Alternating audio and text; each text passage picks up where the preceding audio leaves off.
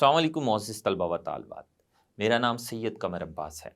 मोअज़्ज़िज़ तलबा व तालिबात, आज हम फर्टिलाइज़र्स के इस्तेमाल से मुतल्लक़ माहौलियाती ख़दशात का इल्म हासिल करेंगे।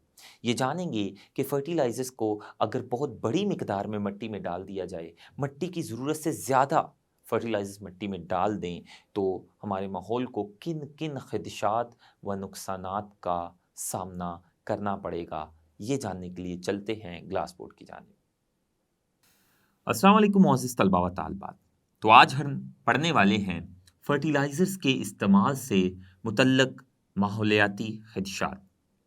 अगर फर्टिलाइज़र्स का यानी खादों का ज़रूरत से ज़्यादा इस्तेमाल किया जाएगा, अगर खादों की एक बहुत बड़ी मिक़दार मिट्टी में डाल दी जाएगी, तो इससे हमारे माहौल को मुख़्तलिफ़ किस्म के ख़दशात और ख़तरात का सामना करना पड़ेगा। तो आइए जानते हैं कि माहौल को फर्टिलाइज़र्स के ज़्यादा इस्तेमाल करने की वजह से आज किन ख़तरात व ख़दशात का सामना है। सबसे पहला माहौलियाती ख़दशा या ख़तरा वो ये है कि अगर मिट्टी में इनऑर्गेनिक फर्टिलाइज़र्स की बड़ी मिक़दार मौजूद होगी, तो इनऑर्गेनिक फर्टिलाइज़र्स की मिट्टी में बड़ी मिक़दार होने की वजह से मिट्टी की न्यूट्रिएंट्स पर गिरफ्त रखने की सलाहियत कम हो जाती है और मिट्टी से बहुत सारे न्यूट्रिएंट्स का ज़िया हो जाता है और वो मिट्टी ज़रख़ेज़ नहीं रहती। न्यूट्रिएंट्स पौधों की ग्रोथ के लिए बहुत ज़रूरी है। जिस मिट्टी में जितने ज़्यादा न्यूट्रिएंट्स होंगे, वो मिट्टी पौधों की ग्रोथ और नशो-नुमा के लिए उतनी ही ज़रख़ेज़ होगी। तो सबसे पहला माहौलियाती ख़तरा जो फर्टिलाइज़र्स की बड़ी तादाद और ज़्यादा तादाद में इस्तेमाल करने की वजह से लाहक है, वो ये है कि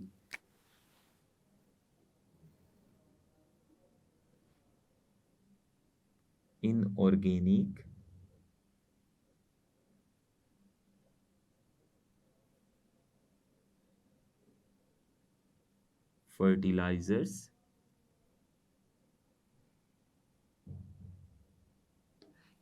फर्टिलाइज़र्स की बड़ी तादाद या मिक़दार मिट्टी की न्यूट्रिएंट्स पर गिरफ्त की सलाहियत कम कर देती है, जिससे मिट्टी में न्यूट्रिएंट्स कायम नहीं रहते, वो मिट्टी से न्यूट्रिएंट्स निकल जाते हैं, उन न्यूट्रिएंट्स का मिट्टी से ज़िया हो जाता है और मिट्टी में न्यूट्रिएंट्स की कमी हो जाती है और फिर वो मिट्टी ज़रख़ेज़ नहीं रहती। ये पहला माहौलियाती ख़दशा व नुकसान जो न्यूट्रिएंट्स की और बिलख़ुसूस इनऑर्गेनिक न्यूट्रिएंट्स की बड़ी मिक़दार इस्तेमाल करने से होता है। दूसरा जो माहौलियाती ख़दशा है, वो है यूट्रोफिकेशन।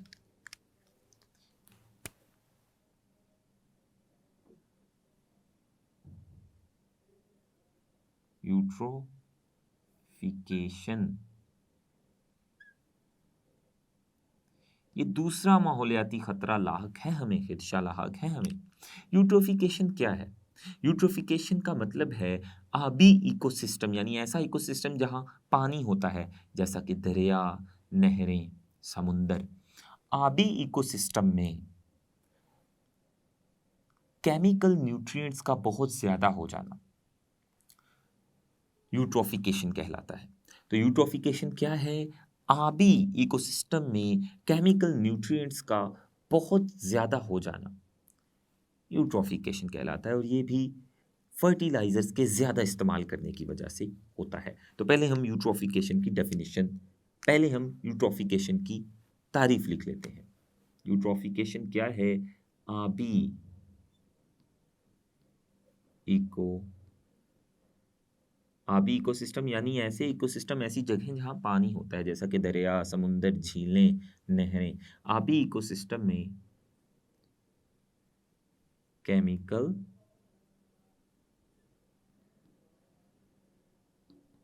न्यूट्रिएंट्स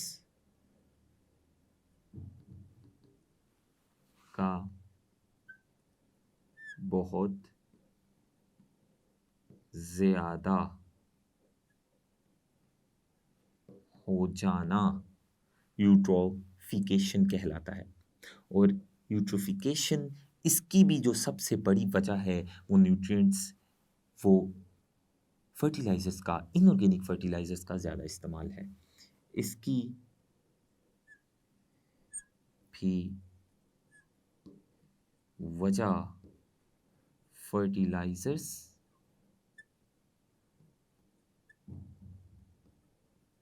का बड़ी मिकदार में इस्तेमाल है। और यूट्रोफिकेशन की वजह से आबी इकोसिस्टम तबाह हो जाता है, ये भी आप लिख लीजिए। यूट्रोफिकेशन यानी आबी इकोसिस्टम में पानी में न्यूट्रिएंट्स का, केमिकल न्यूट्रिएंट्स का, और बिलखसूस फॉस्फेट्स और नाइट्रेट्स, ये केमिकल्स हैं।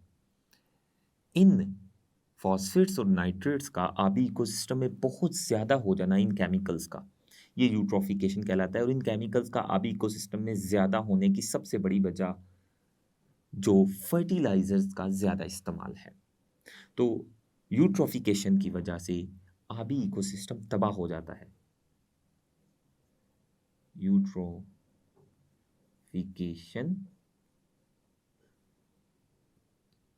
की वजह से आबी इकोसिस्टम तबाह हो जाता है।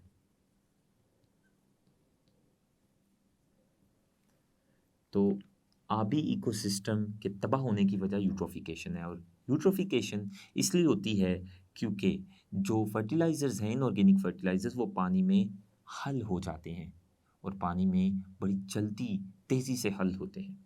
और जब वो पानी में हल हो जाते हैं तो पानी में न्यूट्रिएंट्स, केमिकल न्यूट्रिएंट्स, फॉस्फेट्स और नाइट्रेट्स की मिकदार बहुत ज़्यादा हो जाती है, और उस पानी में एल्गी की ग्रोथ बहुत ज़्यादा होती है। और जब पानी में एल्गी की ग्रोथ बहुत ज़्यादा होती है तो वो एल्गी जब मरती है, उसकी वजह से पानी की जो ऑक्सीजन है वो कम हो जाती है एल्गी के मरने के दौरान, और पानी में मौजूद मछलियाँ भी मर जाती हैं ऑक्सीजन में कमी की वजह से, जिसको हम यूट्रोफिकेशन कहते हैं। और ये यूट्रोफिकेशन के मैंने आपको आबी इकोसिस्टम पर असरात भी बताए।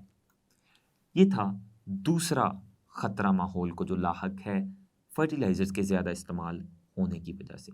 तीसरा खतरा जो लाहक है वो है green house effect.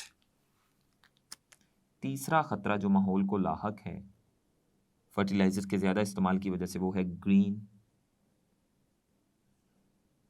House effect. Green house effect की एक वजह फर्टिलाइजर्स का इस्तेमाल है, क्योंकि जो नाइट्रोजन फर्टिलाइजर्स हैं, जब हम उनको ज़ख़ीरा या उनको इस्तेमाल करते हैं तो नाइट्रोजन फर्टिलाइजर्स को इस्तेमाल करने की वजह से एक ग्रीन हाउस गैस पैदा होती है जिसका नाम है नाइट्रस ऑक्साइड, जो ग्रीन हाउस इफेक्ट की जिम्मेदार है। ग्रीन हाउस इफेक्ट की वजह से हमारे माहौल का जो दर्जा हरारत है, जो टेम्परेचर है, वो बढ़ जाता है। तो ग्रीन हाउस इफेक्ट, इसकी वजह नाइट्रस ऑक्साइड गैस, जो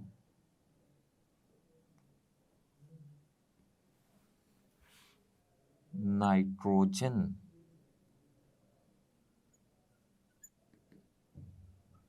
फर्टिलाइजर्स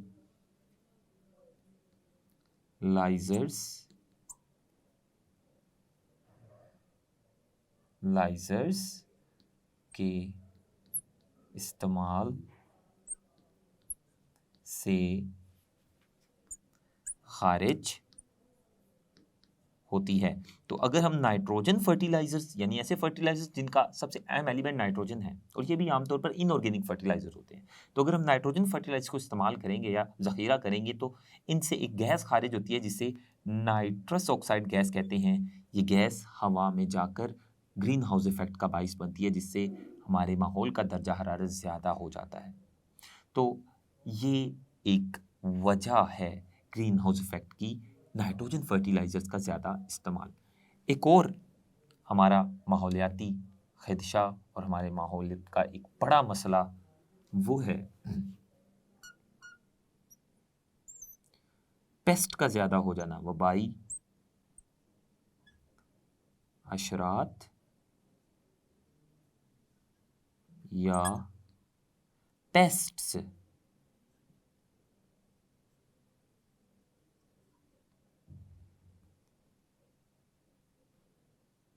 का ज़्यादा हो जाना। जब माहौल में पेस्ट या वबाई हशरात ज़्यादा हो जाएंगे तो वो फसलों को नुकसान पहुंचाएंगे। पेस्ट कहते हैं उन छोटे छोटे जानदारों को जो या कीड़ों मकोड़ों को जो फसलों को नुकसान पहुंचाते हैं।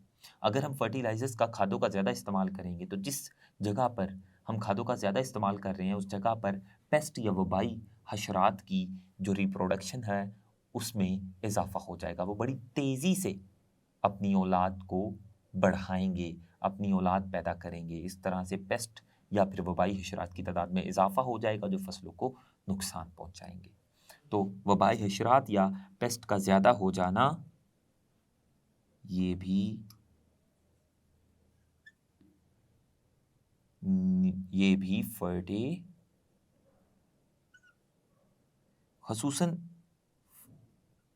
खसूसन ये इनऑर्गेनिक फर्टिलाइजर्स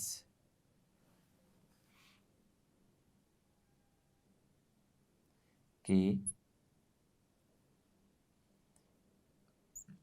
इस्तेमाल से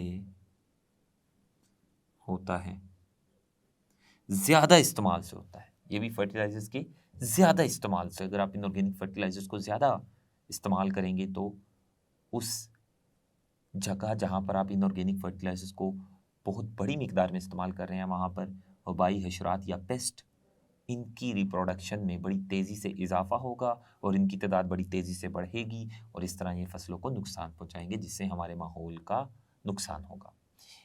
एक और खदशा जो हमारे माहौल को लाहक है, एक और ख़तरा फर्टिलाइज़र के इस्तेमाल करने की वजह से, वो है अमोनिया गैस का पैदा होना। नाइट्रोजन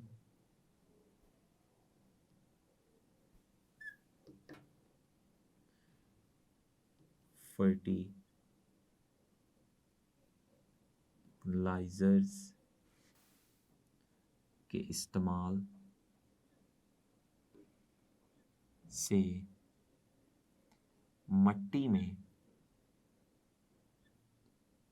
अमोनिया गैस पैदा होती है जो मिट्टी की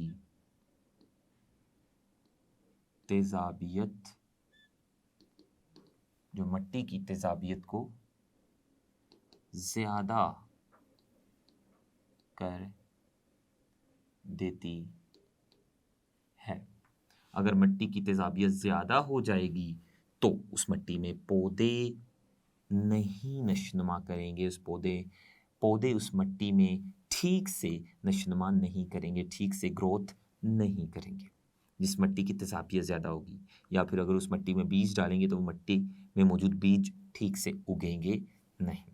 तो फर्टिलाइज़र्स की या नाइट्रोजन या इनऑर्गेनिक फर्टिलाइज़र्स की बहुत बड़ी मिकदार में जो इस्तेमाल है वो हमारे माहौल के लिए ख़तरात का बाइस बन रहा है। हमने देखा कि माहौल को कौन कौन से ख़तरात का सामना है फर्टिलाइज़र्स के ज़्यादा इस्तेमाल की वजह से। ये अभी तक हमने जितने भी खतरात माहौल को दरकार खतरात पड़े हैं, इनऑर्गेनिक फर्टिलाइजर्स की वजह से माहौल को दरकार खतरात पड़े हैं।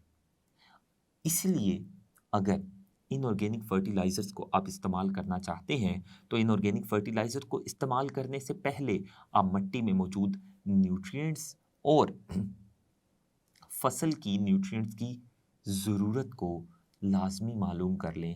ये मालूम कर लें कि फसल को कितनी मिकदार में न्यूट्रिएंट्स चाहिए होते हैं, उतनी मिकदार में फसल को न्यूट्रिएंट्स या खाद दी जाए। उससे ज़्यादा मिकदार में फर्टिलाइज़र्स, न्यूट्रिएंट्स या खाद ना दी जाए, वगरना हमें इन मसाइल का सामना करना पड़ सकता है। कुछ ऑर्गेनिक फर्टिलाइज़र्स वो इनऑर्गेनिक फर्टिलाइज़र्स की निस्बत ज़्यादा बेहतर होते हैं और उनसे इतने ज़्यादा मसाइल का सामना नहीं करना पड़ता। लेकिन ऑर्गेनिक फर्टिलाइज़र्स को भी अगर हम बहुत बड़ी मिकदार में इस्तेमाल करेंगे तो वो भी माहौल में बहुत सारे मसाइल का बायस बनते हैं। उनमें से एक ये है कि जब हम ऑर्गेनिक फर्टिलाइज़र्स का बहुत बड़ी मिकदार में इस्तेमाल करेंगे तो मिट्टी से नाइट्रेट्स और दूसरे हल पजीर कंपाउंड्स निकल जाएंगे। तो ऑर्गेनिक फर्टिलाइज़र के इस्तेमाल करने से भी हमारे माहौल में कुछ मसले पैदा हो सकते हैं और ज़्यादा इस्तेमाल करने की वजह से। अगर हम फर्टिलाइज़र्स को ज़रूरत के मुताबिक इस्तेमाल करेंगे तो इन मसाइल के सामने से हम बच सकते हैं, लेकिन अगर ज़रूरत से ज़्यादा इस्तेमाल करेंगे तो फिर हमें इन तमाम मसाइल का सामना करना पड़ेगा। फर्टिलाइज़र्स जो ऑर्गेनिक फर्टिलाइज़र्स हैं, ऑर्गेनिक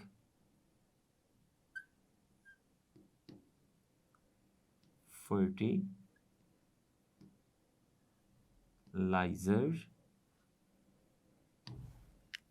के ज़्यादा इस्तेमाल से मिट्टी में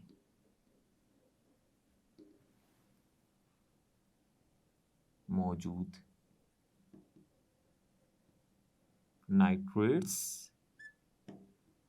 और दूसरे हल पजीर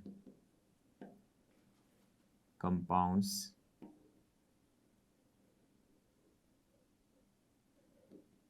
मिट्टी से निकल जाते हैं।